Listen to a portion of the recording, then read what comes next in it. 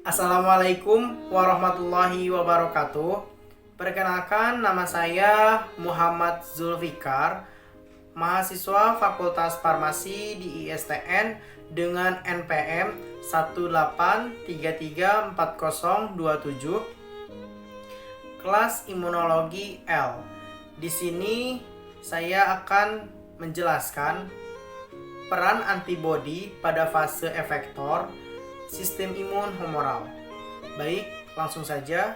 Imunitas humoral adalah suatu mekanisme pertahanan tubuh terhadap suatu antigen ekstraseluler yang dimana imunitas ini juga disebut dengan mediated immunity, yang dimana pada komponen imunitas humoral ini akan terjadi pada sel B, di mana di sel B akan menghasilkan antibodi juga komplement protein antibodi antimikroba lainnya. Untuk yang pertama kalinya dimulai dari antibodi yang menempel pada sel B, di mana sel B ini bertindak sebagai reseptor atau yang mengenali antigen untuk pertama kalinya. Dan pada sel B ini, ia memiliki reseptor yang dimana merupakan antibodi, terutama IgM atau imunoglobulin. Selain IgM, memiliki sel B lainnya, yaitu IgA, IgE, IgD, dan IgG. Seperti pada halnya dengan sel T, sel B juga memiliki sel B naib, di mana pada sel ini ia belum pernah terkena atau terpapar oleh antigen untuk pertama kalinya. Setelah ini, sel B yang terpapar antigen, dia akan mengalami aktivasi atau proses suatu aktivasi akan dilanjutkan dan mengalami proses polimerasi dan berdiferensiasi, yang dimana setelah ini akan memasuki fase efektor.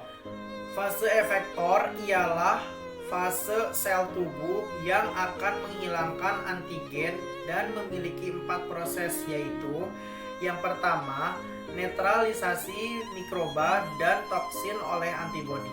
Yang kedua, proses opsonisasi mikroba oleh antibodi.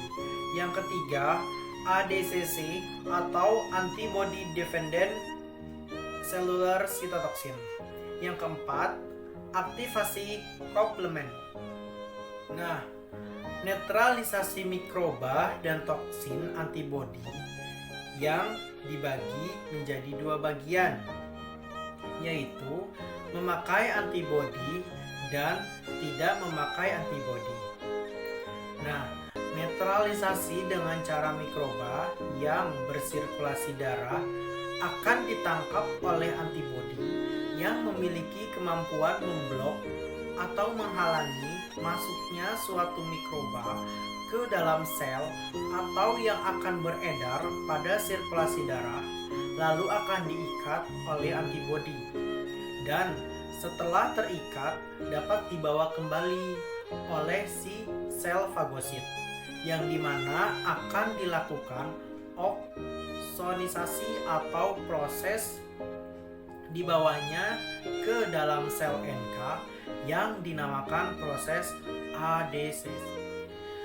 Lalu pada netralisasi toksin, di mana si toksin ini akan sama saja halnya dengan mikroba, yaitu di mana toksin ini akan dihasilkan oleh mikroba dan diikat lalu dihancurkan oleh makrofag. Pada proses opsonisasi mikroba oleh antibodi dinamakan suatu antigen oleh sel fagosit, yang dimana antigennya sudah dilengkapi oleh antibodi antigen dan juga sudah dikenal oleh antibodi akan menempel pada sel IgG. Maka si sel fagosit ini memiliki reseptor bagi antibodi yang disebut juga dengan Fc atau gamma reseptor 1, di mana pada sel fagosit ini akan memakan mikroba melalui fagositosis dan akan dihancurkan sehingga antigennya akan hilang. ADCC suatu antigen yang sudah dilingkup oleh antigen IgG, di mana si sel NK akan datang lalu mengenali antibodi, dan sel NK akan menghasilkan atau mengeluarkan forforin atau granzim, sehingga si selnya itu akan mati. Lalu aktivasi komplement atau antibodi akan menempel pada mikroba.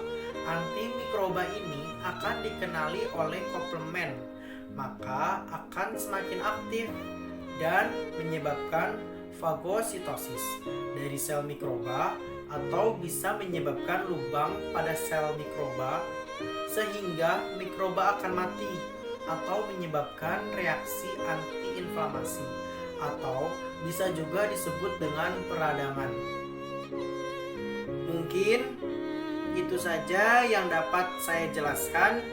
Mohon maaf apabila ada kekurangan. Wabillahi taufiq wal hidayah. Wassalamualaikum warahmatullahi wabarakatuh.